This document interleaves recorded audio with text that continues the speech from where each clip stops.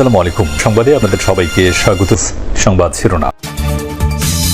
সামান্য উন্নতি হলেই খালেদা জিয়াকে বিদেশে নেয়ার প্রস্তুতি, ভিসা এয়ার অ্যাম্বুলেন্স নিয়ে আলোচনা, হাসপাতালে বিভিন্ন রাজনৈতিক নেতাদের ভিড়।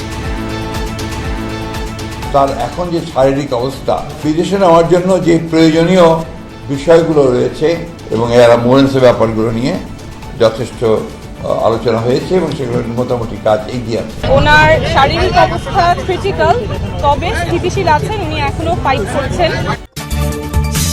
দেশে ফেরার একক নিয়ন্ত্রণ হাতে নেই, আক্ষেপ তারেক রহমানের। সরকারের তরফে কোনো বাধা নেই জানালেন প্রেস সচিব। নিরাপত্তা হুমকি জড়িত ধারণা বিশ্লেষকের। মকে অংশ নেয়াদের বেশিরভাগই পড়েননি গণভোটের প্রশ্ন। সময়, কেন্দ্র, জনবল বাড়ানোর সিদ্ধান্ত নিতে কাজে লাগবে প্রতীকী নির্বাচন, বললেন সিইসি। গণভোটের যে বিষয়গুলো এটা আমাদের একটা প্রচারণার বিশাল অংশ জুড়ে থাকবে। আমার ভোটটা আমি যদি স্বাধীনতাভাবে না দিতে পারি তা তো হইল না। যে নির্বাচনটা হবে সেখানে আমার মতামতটা চেয়েছে এবং আমি আমার মতামতটা দিয়েছি। লুটপাটকারীদের বিচার এবং ব্যবসায়ীদের দেশপ্রেমিক মনোভাবের তাগিদ রাজনীতিকদের। অর্থনৈতিক সম্মেলনে বিএনপি, জামাত, এনসিপি নেতাদের পরামর্শ। বিপিএল নিলাম থেকে বাদ পড়লেন 7 ক্রিকেটার। ফিক্সিং এর প্রমাণ না পেয়ে অসম্মানের অভিযোগ এনামুল বিজয়ের।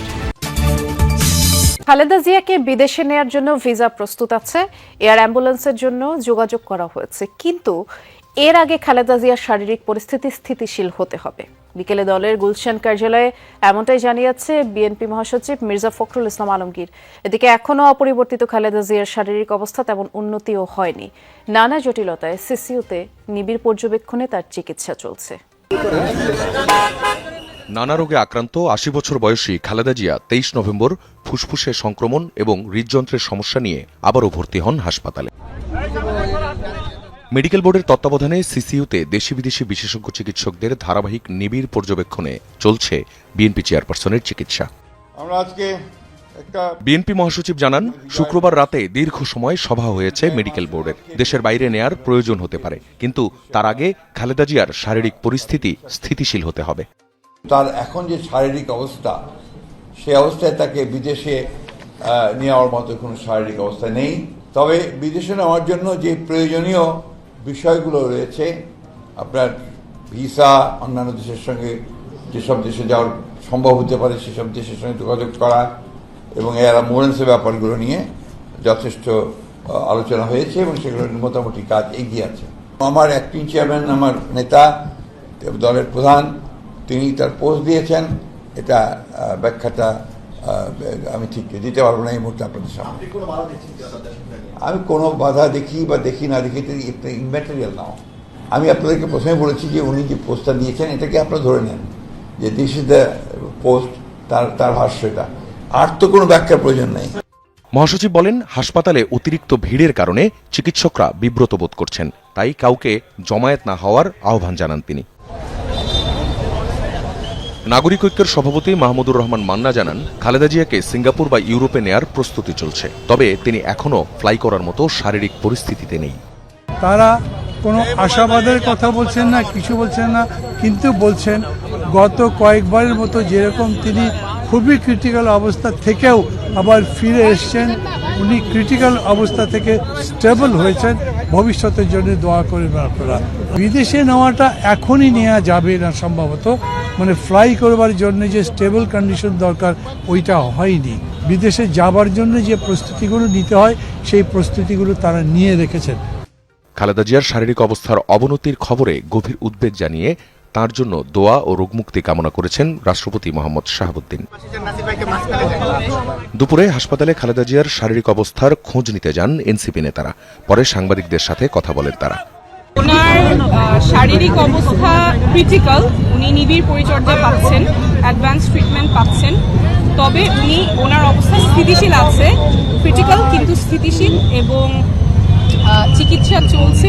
সারা বাংলাদেশের প্রত্যেকটা প্রান্তে প্রত্যেকটা দলের মানুষ, মতের মানুষ, ফেসিবাদ বিরোধী প্রত্যেকটা রাজনৈতিক দলের মানুষ, পৃথিবীর সবাই ওনার জন্য দোয়া করছেন, উনি যেন দ্রুত সুস্থ হয়ে ওঠেন এবং ফ্যাসিস্ট খুনি হাসিনার ফাঁসি যেন উনি দেখে যেতে পারেন। মা খালেদা জিয়া গুরুতর অসুস্থ, তারপরও কেন দেশে ফিরছেন না ছেলে বিএনপির ভারপ্রাপ্ত চেয়ারম্যান তারেক রহমান। সামাজিক মাধ্যমে এমন আলোচনার মধ্যে ফেসবুক পোস্টে তারেক রহমান নিজেই জানালেন, দেশে ফেরার তীব্র আকাঙ্ক্ষা থাকলেও তা বাস্তবায়নে একক সিদ্ধান্ত গ্রহণের সুযোগ অবারিত ও একক নিয়ন্ত্রণাধীন নয়। এমন বিবৃতিতে নানা প্রশ্ন জন্মালেও কোনো ব্যাখ্যা দিতে রাজি হননি বিএনপি মহাসচিব।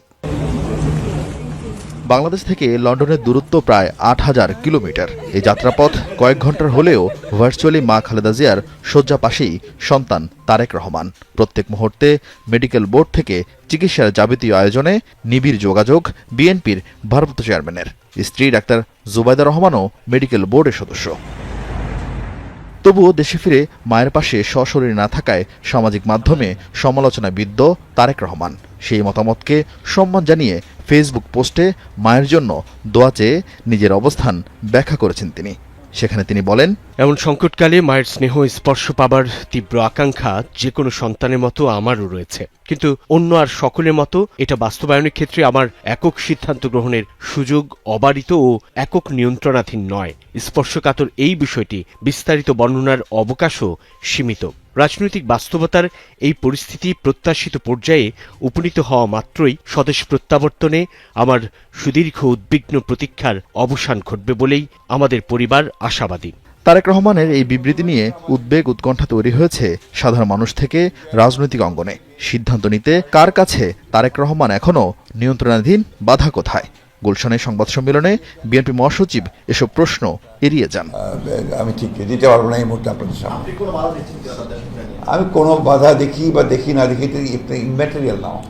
আমি আপনাদেরকে প্রথমে বলেছি যে উনি যে পোস্টটা দিয়েছেন এটাকে আপনারা ধরে নেন যে দিস ইজ দ্য পোস্ট, তার ভাষ্যটা, আর তো কোনো ব্যাখ্যার প্রয়োজন নেই। বিএনপির অভ্যন্তরে আলোচনা আছে ডিসেম্বরের মাঝামাঝিতে দেশে ফেরার একটি সম্ভাব্য শিডিউল আছে তারেক রহমানের। তবে খালেদা জিয়াকে বিদেশে না হলে সেই সূচি। গণভোট সম্পর্কে বিন্দুমাত্র ধারণা না নিয়েই হ্যাঁ না ভোট দিয়েছেন ভোটাররা। কেউ জানেন না কোন বিষয়ে গণভোট, কেউ আবার পুরোটা পড়তে অনাগ্রহী, আবার কারো হ্যাঁ না ভোট নির্ভর করেছে দলের সমর্থনের উপর।